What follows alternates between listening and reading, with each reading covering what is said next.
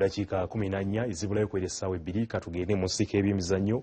Olukiiko olutegesi olw'empaka ez'amaato eza Dragon Boat lukakasizza nti enteekateeka zonna ziwedde ez'empaka zino ez'omwaka 2019 nga zaakubawo ng'ennaku z'omwezi 29 omwezi guno ogwokutaano.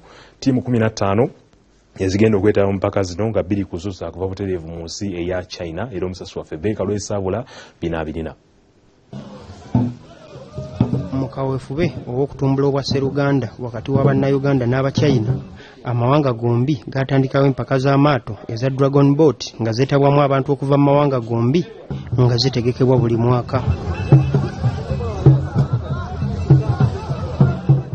Empaka z'omwaka guno zaakuzannyibwa nga 26 omwezi guno ku Buloba Forest Park era ttiimu 15 ze zigenda okuzeetabamu.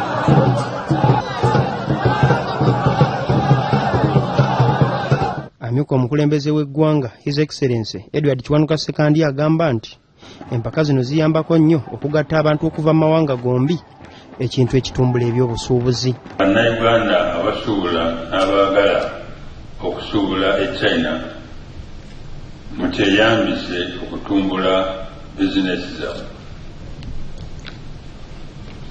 Bw'okwana mu mugagga toviiramu awo.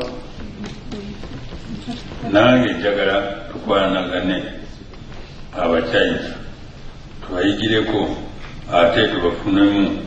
His Excellency Sekandi ayongeddeko nti basuubira abavuzi okuva mu mawanga gombi abasoba mu 450 okuvuga mu mpaka zino nga baakuwangula ebirabo ebiwerako. Dragon Boat kati muzannyo wansi yonna ate nga bannayuganda balina sitamina ebasobozesa okugwiribwa okusinga n'Abachina. Temwekanga n'okwekanga. Guno gwe gugenda okubeera omulundi ogwokusatu ng'empaka zino zivugibwa era ttiimu 2 okuva butereevu mu ggwanga lya China zigenda kwetaba mu mpaka zino, wabula nga temwerabira nti zaakulagibwa butereevu ku BBS Terefayina. Beka lw'esaabula, BBS Terefayina, Gambuuze.